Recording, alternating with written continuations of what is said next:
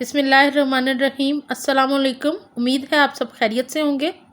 अल्लाह से दुआ है कि वो आपको अपने घरों में खुश और आबाद रखे, आमीन। आज मैं आपके साथ हाथ से बनी हुई सेवइयों की रेसिपी शेयर करूंगी।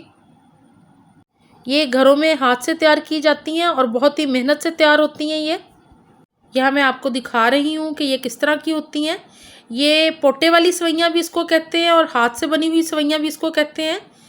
ये हाथ से बनाई जाती हैं, बहुत ही मज़ेदार बनती हैं और ख़ास तौर पे अगर इन्हें देसी घी में बनाया जाए। ये देखें आप। तो रेसिपी को स्टार्ट करने से पहले नए देखने वाले चैनल को सब्सक्राइब ज़रूर कर लें और बेल के आइकॉन को भी ज़रूर प्रेस कर लें।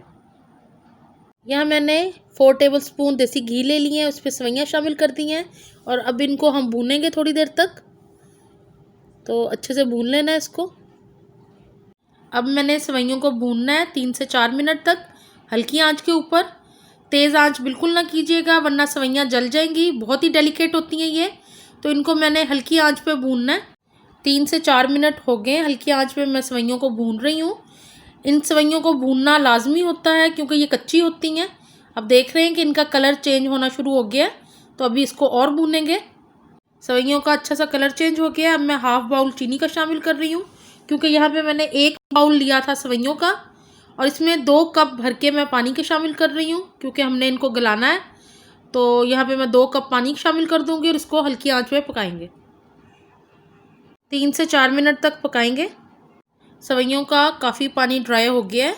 ये थोड़ा सा टाइम लेती हैं, थोड़ी सी हार्ड होती हैं, तो हल्की आंच पे आपने इसको पकाना है।